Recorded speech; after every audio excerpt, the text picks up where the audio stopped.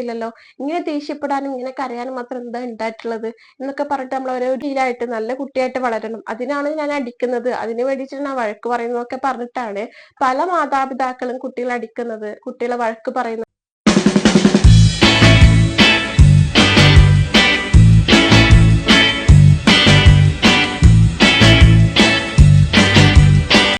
Hi all, ഞാൻ Nephila Hashim, mind കോച്ചാണ്, കൗൺസിലറാണ്.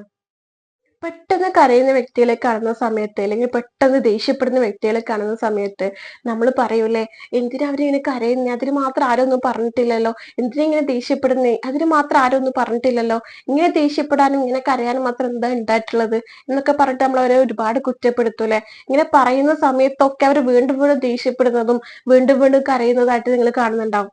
ഇങ്ങനെ ചെയ്യുന്നുണ്ടെങ്കിൽ നിങ്ങൾ ഒന്ന് അവരെ നിരീക്ഷിക്കുക. എന്തിനെന്നറിയോ, അവരുടെ ഉള്ളിൽ ആരോടും പറയാത്ത അല്ലെങ്കിൽ എന്തോ ഒരു സങ്കടം അവരുടെ ഉള്ളിലുണ്ട്. അതുകൊണ്ടാണ് അവർക്ക് പെട്ടെന്ന് കരച്ചിൽ വരുന്നത്, പെട്ടെന്ന് ദേഷ്യപ്പെടുന്നത്. ആരും വെറുതെ കരയാനോ വെറുതെ ദേഷ്യപ്പെടാനോ ഇഷ്ടപ്പെടൂല. അവരുടെ ഉള്ളിൽ എന്തോ ഒരു കാരണമുണ്ട്, അതിന് എന്തോ ഒരു കാരണമുണ്ട്. ആ കാരണമാണ് നിങ്ങൾ കണ്ടെത്തേണ്ടത്. ആ കാരണം കണ്ടെത്തി അത് പരിഹരിക്കാൻ നിങ്ങൾ നോക്കിക്കഴിഞ്ഞാൽ അവരുടെ ലൈഫിൽ ഏറ്റവും ഇമ്പോർട്ടന്റ് ആയിട്ടുള്ള വ്യക്തികൾ നിങ്ങളായിട്ട് മാറും. ഇങ്ങനെ കുട്ടികളാണ് ചെയ്യുന്നതെങ്കിൽ, അതായത് വളരെ ചെറിയ കുട്ടികളാണ് ഇങ്ങനെ ചെയ്യുന്നതെങ്കിൽ നമ്മൾ അവരെ ഒന്ന് നോക്കുക. അവര് വളരെ ഹാപ്പി ആയിട്ടായിരിക്കും കളിക്കുന്നുണ്ടാവുക, വളരെ എൻജോയ് ചെയ്തിട്ട് കളിക്കുന്നുണ്ടാവും. അപ്പൊ ആ സമയത്താണ് കുട്ടികൾ പെട്ടെന്ന് ദേഷ്യപ്പെടാ, പെട്ടെന്ന് കരയാ, പെട്ടെന്ന് വാശി പിടിക്കാതൊക്കെ ചെയ്യുന്നുണ്ടെങ്കിൽ നമ്മൾ പലരും ചെയ്യുന്ന ഒരു തെറ്റാണ് കുട്ടികളെ അടിക്കുക, കുട്ടികളെ വഴക്ക് പറയുക കാര്യങ്ങൾ. ചിലപ്പോൾ ആദ്യമായിട്ട് കുട്ടി ഇങ്ങനെ ചെയ്യുന്നുണ്ടാവാം, അല്ലെങ്കിൽ മുമ്പ് ചെയ്തിട്ടുണ്ടാവാം, അല്ലെങ്കിൽ ആദ്യമായിട്ടായിരിക്കാം. ഇങ്ങനെ ചെയ്യുന്ന സമയത്ത് നമ്മൾ കുട്ടികളെ വഴക്ക് പറയും, അടിക്കും. എന്തിനാന്ന് വെച്ചാല് എന്റെ കുട്ടി മോശമായിട്ടാകാൻ പാടില്ല, വളരാൻ പാടില്ല. അപ്പൊ നല്ല ശീലമായിട്ട് നല്ല കുട്ടിയായിട്ട് വളരണം, അതിനാണ് ഞാൻ അടിക്കുന്നത്, അതിന് വേണ്ടിയിട്ടാണ് ഞാൻ വഴക്ക് പറയുന്നതൊക്കെ പറഞ്ഞിട്ടാണ് പല മാതാപിതാക്കളും കുട്ടികളെ അടിക്കുന്നത്, കുട്ടികളെ വഴക്ക് പറയുന്നത് അല്ലെ. പക്ഷെ ഇങ്ങനെ പറയുമ്പോ ആ കുട്ടിയുടെ സ്വഭാവം മാറി മാറി വരാണ്, മോശ സ്വഭാവമായിട്ട് മാറി മാറി വരാണ് ചെയ്യുന്നത്.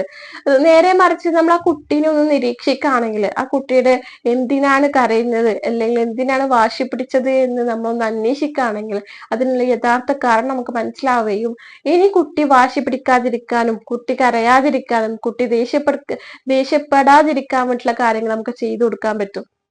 അപ്പൊ ഞാനൊരു സ്റ്റോറി ഞാൻ പറഞ്ഞുതരാം. ഫാദർ വീട്ടിൽ വരുന്ന സമയത്ത് എപ്പോഴും കുട്ടികൾക്ക് സ്വീറ്റ്സും ടോയ്സും കാര്യങ്ങളൊക്കെ വാങ്ങിയിട്ടാണ് വരാറുള്ളത്. അപ്പം ഈ കുട്ടിക്ക് അറിയാം എന്റെ ഫാദർ എപ്പോ വരും, എന്തൊക്കെ കൊണ്ടുതരും, എത്ര എണ്ണം ഉണ്ടാവും, ആർക്കൊക്കെ കൊണ്ടുതരും എന്നൊക്കെ കാര്യങ്ങളൊക്കെ ഈ കുട്ടിക്ക് അറിയാം, അല്ലെങ്കിൽ കുട്ടികൾക്ക് അറിയാം. അപ്പം കുട്ടികളുടെ സമയമൊക്കെ നോട്ട് ചെയ്തിട്ടുണ്ടാവും, ഈ ഫാദർ വരുന്ന സമയമൊക്കെ. അപ്പം ഒരു ദിവസം ഈ ഫാദർ വന്നിട്ടില്ല, ആ സമയത്ത് വന്നിട്ടില്ല. കുറെ ലേറ്റ് ആയിട്ടാണ് ഫാദർ വന്നിട്ടുള്ളത്. വന്ന സമയത്താണെങ്കിലോ കയ്യിലൊന്നുമില്ല, കുട്ടിക്ക് സ്വീറ്റ്സ് ഇല്ല, ടോയ്സ് ഇല്ല, ഒന്നുമില്ല. അപ്പൊ കുട്ടിക്ക് ആകെ ബേജാറായി, ടെൻഷനായി. അല്ലെങ്കിൽ എന്താ എന്റെ ഫാദർ എനിക്കൊന്ന് കൊണ്ടു തരാത്ത, എന്താ ലേറ്റ് ആയേ. ഒന്നാമത് ഓൾറെഡി നമ്മൾ ലേറ്റ് ആണ്, ഫാദർ ലേറ്റ് ആണ്. അപ്പം ഈ കുട്ടിക്ക് അറിയാം ഏകദേശം എത്ര സമയത്ത് ഫാദർ എത്തും എന്നുള്ളത്. അതുകൊണ്ട് തന്നെ ആ സമയം മുതല് ഈ സമയം വരെ കുട്ടി കാത്തു നിൽക്കാണ് ഫാദറിന് വേണ്ടിയിട്ട്. അപ്പം ഒരുപാട് പ്രതീക്ഷയോടുകൂടിയാണ് കുട്ടി കാത്തു നിൽക്കുന്നത്. എനിക്ക് വേണ്ടിയിട്ട് ഒരുപാട് സ്വീറ്റ്സ് ഉണ്ടാവും, ടോയ്സ് ഉണ്ടാവും ഒക്കെ പ്രതീക്ഷിച്ചിട്ടാണ് കുട്ടി കാത്തു നിന്നിട്ടുണ്ടാവുക, വെയിറ്റ് ചെയ്തിട്ടുണ്ടാവുക.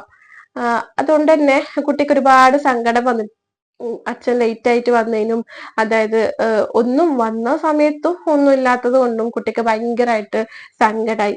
പക്ഷെ ഈ അച്ഛൻ, ഈ ഫാദർ ആ കുട്ടീനെ സോപ്പിട്ട്, അതായത് എന്താ പറയാ, മയക്കതത് സാരില്ല, നാളെ വാങ്ങിത്തരാം എന്നൊക്കെ പറഞ്ഞിട്ട് എന്ത് ചെയ്തു, കുട്ടീനെ സൈഡാക്കി വെച്ചു. നമ്മള് സോപ്പിട, ചുരുക്കി പറയുകയാണെങ്കിൽ കുട്ടീനെ സോപ്പിട്ട് വളക്കാന്നൊക്കെ പറയല്ലേ. അപ്പൊ അങ്ങനെ ആക്കി വെച്ചു. കുട്ടി സങ്കടമൊക്കെ മാറി എന്ന് വിചാരിച്ചു കുട്ടീന്റെ കൂടെ കളിക്കാനൊക്കെ പോയി. കളിക്കാൻ പോകുന്ന സമയത്ത് ഭയങ്കര ഹാപ്പി ആയിട്ടാണ് കുട്ടി കളിക്കുന്നത്. നേരത്തെ ഉള്ള ദേഷ്യമോ സങ്കടമോ ഒന്നും ഇപ്പൊ ആ കുട്ടിയുടെ മുഖത്തില്ല.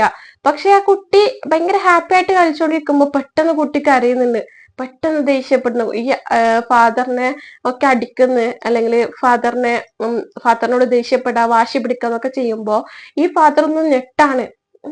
എന്തിനാ എന്റെ കുട്ടി ഇങ്ങനെ ദേഷ്യപ്പെടുന്നത്, അല്ലെങ്കിൽ എന്നോടുള്ള ഇഷ്ടക്കുറവ് കൊണ്ടാണോ, ഞാൻ ഒരു ദിവസം വാങ്ങി വരാത്തത് കൊണ്ട് കുട്ടി ദേഷ്യപ്പെട്ടത് കൊണ്ടാണോ, അല്ലെങ്കിൽ എന്നോടുള്ള ദേഷ്യം അല്ലെങ്കിൽ ഇഷ്ടം കുറഞ്ഞു കുറഞ്ഞു വന്ന് ദേഷ്യം കൂടി കൂടി വരുന്നുണ്ടോ എന്നൊക്കെ ഈ ഫാദറിന് സംശയമായി.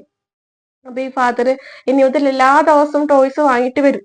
പക്ഷെ അവിടെ നമ്മളെപ്പോഴും ടോയ്സ് വാങ്ങുമ്പോൾ അവിടെ ഒരു മിസ്റ്റേക്ക് എന്ന് പറഞ്ഞാൽ കുട്ടി എപ്പോഴും കാത്തു നിൽക്കുന്നത് നിങ്ങൾക്ക് വേണ്ടിയിട്ടല്ല, ടോയ്സിന് വേണ്ടിയിട്ടാണ്. പിന്നെ ഇവിടെ ദേഷ്യം വന്നത്, കുട്ടിക്ക് പെട്ടെന്ന് ദേഷ്യം വന്നതിന് കാരണം ആ കുട്ടി എപ്പോഴും കാത്തു നിൽക്കുന്ന ഒരു സമയമുണ്ട്, ഭയങ്കര പ്രതീക്ഷയോടെ കാത്തു നിൽക്കുന്നുണ്ട്. ആ കാത്ത പ്രതീക്ഷ ഇല്ല കെടുമ്പോ ആർക്കായാലും സങ്കടാവില്ലേ? ആ സമയത്ത് കുട്ടീനെ സോപ്പിട്ട് കുട്ടിയുടെ മൈൻഡൊക്കെ മാറ്റിയത് കൊണ്ട് ആ സമയത്ത് കുട്ടിക്ക് അത് അത്ര എഫക്ട് ചെയ്തിട്ടില്ല. പക്ഷെ കുറച്ച് കഴിയുമ്പോ കുട്ടിയുടെ മൈൻഡിലേക്ക് വരാണ്, എന്റെ അച്ഛന് എനിക്ക് വാങ്ങിയിട്ട് വന്നിട്ടില്ല, അല്ലെങ്കിൽ ഞാൻ ഇത്രയും കാത്തു നിന്നല്ലോ, ഞാൻ ഒരുപാട് പ്രതീക്ഷിച്ചല്ലോ എന്ന് കുട്ടിയുടെ മൈൻഡിലേക്ക് വരാണ്. അത് കുട്ടിക്ക് ഫാദറിനോടുള്ള ഇഷ്ടം കൂടുതലോ ഉണ്ടോ കുറവോ ഉണ്ടോ എന്നല്ല, ഒരുപാട് പ്രതീക്ഷിക്കുന്ന സമയത്ത് അത് കിട്ടാതിരിക്കുന്നതിന്റെ ഒരു സങ്കടം, അതാണ് ആ കുട്ടിയിൽ ഉണ്ടായിട്ടുള്ളത്. അതാണ് കുട്ടി പെട്ടെന്ന് ദേഷ്യപ്പെട്ടിട്ടുണ്ടാവുക, പെട്ടെന്ന് വാശി പിടിച്ചിട്ടുണ്ടാവുക, പെട്ടെന്ന് കരഞ്ഞിട്ടുണ്ടാവുക. ഇതുപോലെ തന്നെയാണ് പല മുതിർന്ന ആൾക്കാരും. നമ്മൾ പെട്ടെന്ന് ദേഷ്യപ്പെടുമ്പോ പെട്ടെന്ന് കരയുമ്പോ നമ്മൾ ചിന്തിക്കുന്നത് എന്താ, അവരുടെ സ്വഭാവം മാറി വരാണ്, സ്വഭാവം മോശമായി വരാണ് എന്നുള്ള കാര്യങ്ങളാണ്. പക്ഷെ അതിന്റെ ഉള്ളിലുള്ള റീസൺ, അവരുടെ മൈൻഡിൽ എന്താണ്, അവരുടെ ചിന്തകളിൽ എന്താണ്, അവരെന്താണ് ചിന്തിക്കുന്നത്, അല്ലെങ്കിൽ അവർക്ക് എന്താണ് വിഷമുള്ളത്, അവരെന്തിനാണ് ഇങ്ങനെ കരയുന്നത്, എന്തിനാ ഇങ്ങനെ സങ്കടപ്പെടുന്നത് എന്ന് നമ്മൾ അന്വേഷിക്കുകയാണെങ്കിൽ ചിലപ്പോ നമുക്ക് അവിടെ പെട്ടെന്നുള്ള കരച്ചിലും പെട്ടെന്നുള്ള ദേഷ്യപ്പെടലും ഒക്കെ നമുക്ക് മാറ്റി കൊണ്ടുവരാൻ പറ്റും.